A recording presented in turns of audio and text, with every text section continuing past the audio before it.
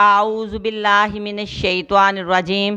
بسم اللہ الرحمن الرحیم رب اشرح لی صدری ویسر لی امری واحلل عقدۃ من لسانی یفقہوا قولی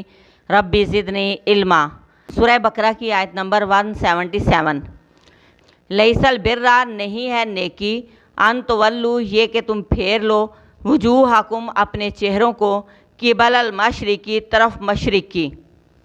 والمغربی، اور مغرب کی، ولیکن البر، اور لیکن بلائی، من، اس کو ہے،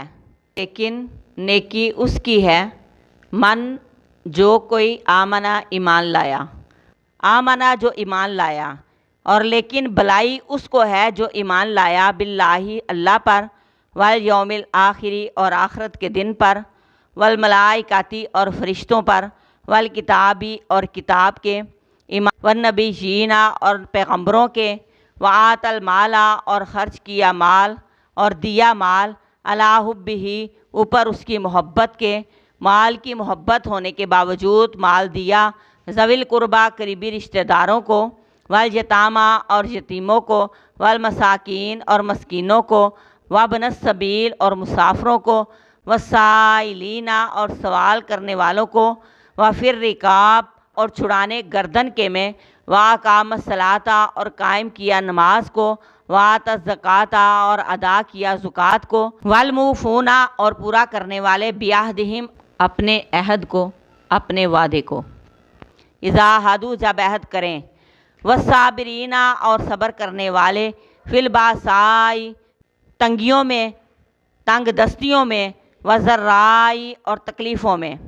اور صبر کرنے والے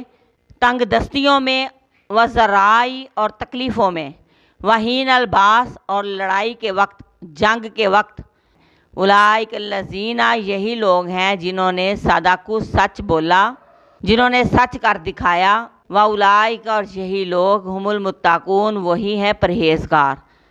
نیکی یہی نہیں کہ تم اپنے چہروں کو مشرق یا مغرب کی طرف پھیر لو، یعنی کسی ایک سمت کو ہی تم قابل احترام سمجھو، لیکن حقیقی نیکی یہ ہے، حقیقی نیک شخص وہ ہے، حقیقی مومن وہ ہے جو اللہ تبارک و تعالیٰ پر ایمان لائے، اس کی ذات، اس کے وجود، اس کے الہ ہونے کو مانے، رب ہونے کو مانے، اور اس کی دیگر تمام صفات پر ایمان لائے۔ اللہ تبارک و تعالیٰ کی ذات کو ماننا بھی اور اس کے احکامات پر عمل بھی کرنا مومن کی شان ہے، اور نیک وہ شخص ہے جو آخرت کے دن کو بھی مانے،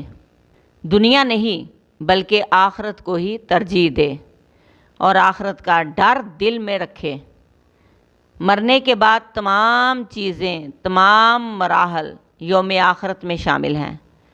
لہٰذا ایک مومن کی شان یہ ہونی چاہیے کہ وہ ان سب چیزوں کو برحق مانے اور دل میں کوئی شک و شبہ نہ لائے، اور فرشتوں کو مانے، ملائکہ جمع ہے ملک کی، اس چیز پر ایمان رکھے کہ فرشتے بھی اللہ تبارک و تعالیٰ کی مخلوق ہیں، اور وہ اللہ کے حکم سے اپنی اپنی ڈیوٹیاں پوری کر رہے ہیں، اور کتاب کو مانے، جو کچھ کتاب میں کرنے کا حکم ہے وہ کرے،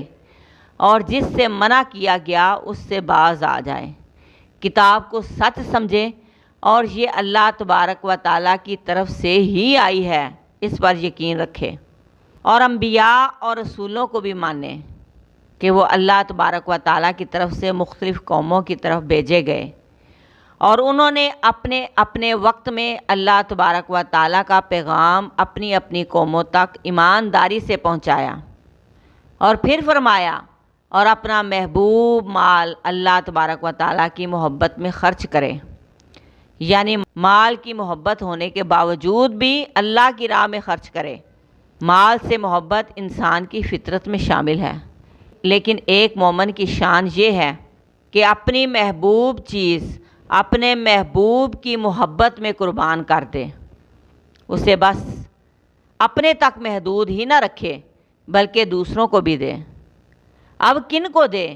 یہ بھی اللہ تبارک و تعالیٰ نے بیان فرما دیا کہ رشتہ داروں پر خرچ کرے، سب سے پہلا حق رشتہ داروں کا ہے۔ عام بندے پر خرچ کرنا ایک گناہ اجر رکھتا ہے اور رشتہ دار پر خرچ کرنا دوہرے اجر و ثواب کا باعث ہے۔ اور یتیموں پر بھی خرچ کرے، خواہ وہ آپ کے رشتہ دار ہوں یا دور کے ہوں یا پرائے ہوں، ان پر خرچ کرنا بے حد اجر و ثواب کا کام ہے۔ اور مسکینوں پر خرچ کرو، یعنی ضرورت مندوں پر خرچ کرو۔ مسکین وہ نہیں جو ہاتھ پھیلائے اور مانگتے پھرتے ہوں، بلکہ مسکین وہ ہیں کہ ان کے پاس اتنا نہیں کہ ان کی تمام ضروریات پوری ہو سکیں۔ نہ مانگنے والوں، ضرورت مندوں، سفید پوش لوگوں کی مدد کرنا اللہ کی رضا حاصل کرنا ہے۔ اور مسافر پر خرچ کرو، مسافر خواہ وہ اپنے گھر میں خوشحال ہی کیوں نہ ہو، اگر وہ حالت سفر میں محتاج ہو جائے تو اس پر بھی اپنا مال خرچ کرنا چاہیے۔ اور سوال کرنے والوں کو بھی دے دو، جو زبان سے یا کسی اور فعل سے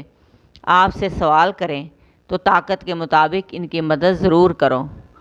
اور گردنیں چھڑانے میں مال خرچ کرو، گردنیں آزاد کرانے میں غلام آزاد کرانا یا کسی کو مصیبت سے چھڑانا، کسی کی آزادی کے لیے کوشش کرنا اور اپنا مال خرچ کرنا اور گردنیں چھڑانے میں شامل ہے۔ اور پھر فرمایا نماز قائم کریں، یعنی نماز کو درست طریقے سے ادا کریں، اور زکوٰۃ ادا کریں، یعنی نفلی صدقات کے ساتھ فرض زکوٰۃ بھی ادا کریں۔ پھر فرمایا اور نیک لوگ اپنے وعدوں کو پورا کرنے والے ہوتے ہیں۔ عہد خواہ آپ اللہ سے کریں یا بندوں سے کریں، اس کو پورا کرنا ضروری ہے، لازم ہے۔ عہد کی پابندی کرنا، خواہ وہ عہد مسلم سے ہو یا غیر مسلم سے، انسان کے دیندار ہونے کی علامت ہے۔ اور تنگ دستی، تکلیف اور جنگ کے وقت صبر کرنے والے، مصیبت، تکلیف، پریشانی، تنگ دستی، بیماری اور تمام ایسی صورتحال میں، چاہے وہ جسمانی، ذہنی، مالی ہوں، آزاری اور رونے دھونے اور ناشکری سے رک جانے کو صبر کہتے ہیں۔ خصوصاً جنگ کا وقت صبر کا تقاضا کرتا ہے۔ جنگ میں جسمانی، ذہنی خوف، مال، بھوک اور بہت سی تکلیفیں برداشت کرنی پڑتی ہیں، لہٰذا اس وقت صبر کا دامن نہ چھوڑنا چاہیے۔ فرمایا کہ یہی سچے مومن ہیں، یہی ہیں ایمان میں سچے، جنہوں نے جو کہا سچ کر دکھایا، اور یہی لوگ اصل میں تقوی والے ہیں، متقی ہیں۔